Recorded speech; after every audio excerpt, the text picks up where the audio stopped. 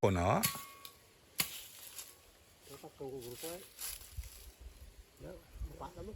Pwede man na ulingon ang agho, hindi ba?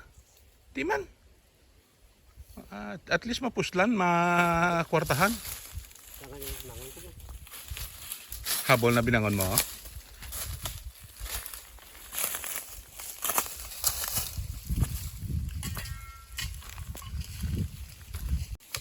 Let amo ng agho. Amo ng agho. Ay, hindi gid man makuha na. Crooked gid kayo. Oo. Hindi tagid masirahin, no? Ay, siguro panghaligi lang. Pang bracing talang da sa aton nga mga dapog.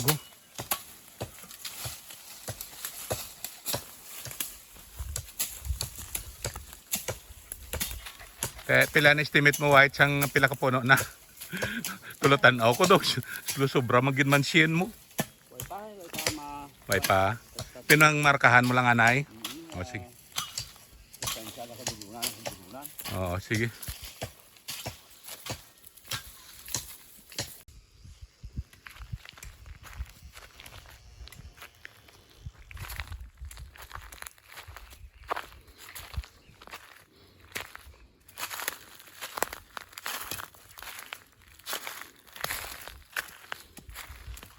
May baga pa na.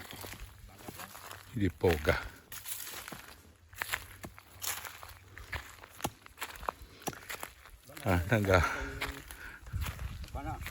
Nagamarka si White sang buho sang amon nga kwan.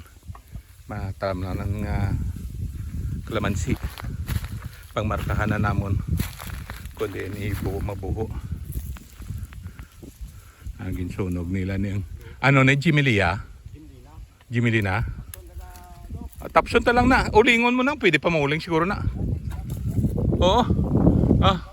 Masamok na da. O hindi naman na mapuslan. Ato pang duwa to. May kay mga hardwood. Dito tanang na sa banglid. Ipang mutang. Ginapang markahan niya na. Ang buuan namon. Amo ng spacing 2 meters deep, 3 meters ang frontage. Kaya nga 3 meters ang frontage, kaya ang plano ko ma-intercropping in between. Samtang nagahulat magpamunga ang kalamansi, which took them a year, I think. So samtang naga-waiting for the kuan,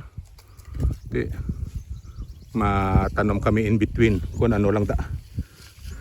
Probably balatong or mais or whatever. Mga crop. Kaya ginapang markahan na ni White. Ang nabugsok na amo na dira kami mabuho. Sang kuan, I don't know. Ang initial estimate ko is only 500 seedling. So sobra ni. Lapit-lapit siguro ni 150. Ini lang ang portion diri. Ini lang ang portion. So what I'm thinking is dito sa banglid, dito sa babaw, mga kuan na to. Mangga, paho, kag mga dira. Mapaho na nada. Tapos probably lansones o rambutan.